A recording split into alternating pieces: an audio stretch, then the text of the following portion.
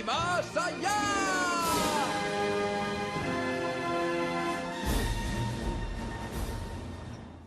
Buenas chicos, chicas, bienvenidos a otro vídeo más de El Jaria. Como veis, hoy he venido bien acompañado por mi amigo Buzz Lightyear. Y esto es porque hoy voy a hablar del infinito, de la aritmética del infinito en particular, que nos va a servir para calcular cuándo un límite tiene una indeterminación y cuándo no lo tiene. Es un tema muy interesante, así que sin más dilación, allá vamos. Lo primero que tenéis que tener claro es qué es el infinito, o diría yo, tenéis que tener claro cómo dibujarlo, porque hay muchos que os pegáis no sé cuántos días intentando hacer un infinito y os sale un 8 torcido.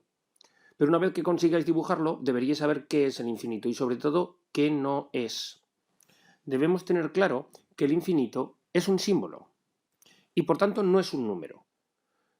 Y como es un símbolo y no es un número, su aritmética no es exactamente igual que la de los números. Y esto sucede porque no es lo mismo un infinito generado por una función como x cuadrado, como x cuarta o como x novena, que uno generado por e elevado a x. El de e elevado a x es mucho más potente que el de x a la novena, el de x a la novena mucho más potente que el de x cuadrado, y el de x cuadrado mucho más potente que el generado por un logaritmo. Así pues, nos ponemos directamente a ver cómo funciona este símbolo que hemos comentado, el infinito, con las distintas operaciones. La primera de ellas es la suma o la resta. En este caso siempre voy a comentar no infinito más a, sino algo que tiende a infinito más algo que tiende a, y así sucesivamente. De este modo, algo que tiende a infinito más algo que tiende a siempre tiende a infinito. Algo que tiende a infinito menos algo que tiende a siempre tiende también a infinito. Es decir, el infinito puede con cualquier número. Por contra, algo que tiende a menos infinito más algo que tiende a menos infinito, y algo que tiende a menos infinito menos algo que tiende a también tiende a menos infinito. Luego la misma idea, el menos infinito puede con cualquier número. Entonces, si tenemos algo que tiende a infinito, como pasa aquí, más algo que tiende a infinito, pues con más lógica esto tenderá a infinito.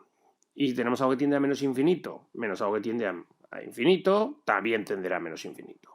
Nos queda un caso. ¿Qué pasa cuando tenemos algo que tiende a infinito menos algo que tiende a infinito? ¿Quién ganará? ¿El infinito o el menos infinito? Bueno, pues al final os lo explico. Mientras tanto, continúo con las operaciones. En nuestro caso tenemos el producto, que también es bastante sencillo. Cuando tenemos algo que tiende, como pasa aquí, a infinito por algo que tiende a infinito o algo que tiende a menos infinito por algo que tiende a menos infinito, se sigue la regla de los signos, es decir, esto tiende a infinito. Del mismo modo, en el segundo caso, va a tender, como es lógico, sigue la regla de los signos, a menos infinito. Por contra, si tenemos algo que tiende a infinito por algo que tiende a, va a depender de si a es mayor que 0 o es menor que 0. Si a es mayor que 0, tenderá a infinito, y si a es menor que 0, tenderá a menos infinito. Es decir, se vuelve a cumplir la regla de los signos. Pero si lo que tenemos, como pasa aquí, es algo que tiende a menos infinito por algo que tiende a, sigue la regla de los signos, si a es menor que 0, tenderá a más infinito, y si a es mayor que 0, tenderá a menos infinito. Hasta aquí está todo claro. Mientras tengamos un poquito de sentido común, vemos que siempre prevalece la regla de los signos, y esto va a continuar, claro. En este caso, en el primero de ellos, si tenemos algo que tiende a infinito entre algo que tiende a, pues nuevamente depende del signo de a. Si a es mayor que 0, va a tender a infinito, y si a es menor que 0, a menos infinito. Pero si lo que tenemos es algo que tiende a menos infinito entre algo que tiende a, lo que se produce es exactamente lo contrario. Cuando a es mayor que 0, el total tiende a menos infinito, y cuando a es menor que 0, a infinito. En esta parte del cociente aparece otra idea más, y es qué pasa con el 0, que también veremos que es una cantidad muy potente, así como el infinito. Entonces, aparece en algún caso más, como puede ser el tercero que tenemos aquí, algo que tiende a 0 entre algo que tiende a un número que vamos a suponer que no es 0. Luego veremos que si es 0 hay un problema. Pues esto tiende a un 0 y como vemos bastante grande. Del mismo modo, si tenemos algo que tiende a un número, como pasa aquí, entre algo que tiende a infinito, el total tenderá a 0. En último lugar, tenemos la potenciación, que esta nos cuesta un poquito más. Entonces vamos a ir un poquito más despacio. De este modo, si yo tengo algo que tiende a un número elevado a algo que tiende a infinito, lo que va a importar es qué tipo de número tenemos. Si tenemos uno mayor que 1 o uno entre 0 y 1. El caso 1 se hace aparte y si el número es más pequeño que 0, veremos que la exponencial no tiene sentido. Bueno, pues si a es mayor que 1, por ejemplo, que fuera 2, algo que tiende a 2 elevado a lo que tiende a infinito tenderá a infinito. Por contra, si tenemos un número, por ejemplo un medio, elevado a infinito, esa cantidad tenderá a 0. En el segundo caso lo que cambia es que el exponente no tenderá a infinito sino a menos infinito. Y aquí pasa un poco como antes. Esto quiere decir que los papeles se cambian. Si a es mayor que 1, el total tiende a 0. Y si a está entre 0 y 1, el total tiende a infinito. Por ejemplo, 2 elevado a menos infinito tiende a 0. Y un medio elevado a menos infinito tiende a infinito. En este tercer caso tenemos algo que tiende a infinito elevado a lo que tiende a. Y esto dependerá de cómo sea ese exponente, si a es positivo o a es menor que 0. Infinito al cubo, por ejemplo, es evidente que tiende a infinito. Pero infinito elevado a menos 3, repito, hay que leerlo como algo que tiende a infinito elevado a lo que tiende a menos 3, tiende también a 0. Del mismo modo que si tengo algo que tiende a 0, como pasa aquí, elevado a algo que tiende a un número.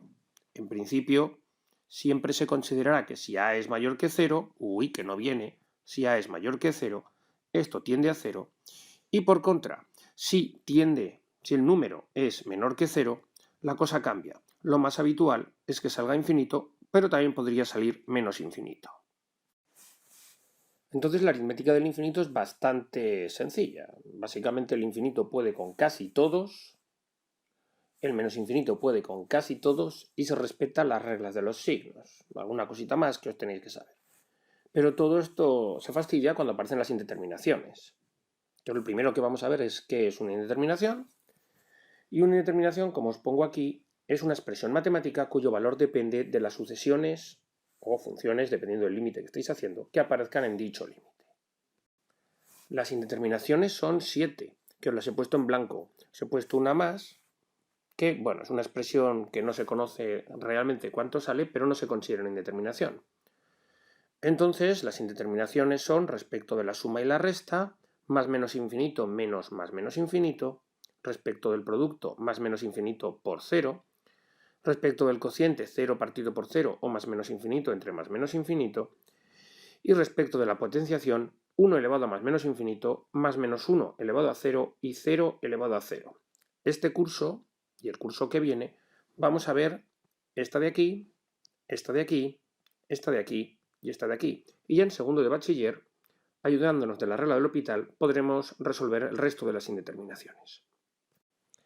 Yo creo que a estas alturas de la explicación todo el mundo tiene claro qué es el infinito, qué es una indeterminación e incluso si lo miráis un par de veces, cuáles son las indeterminaciones. Las podréis memorizar, seguro.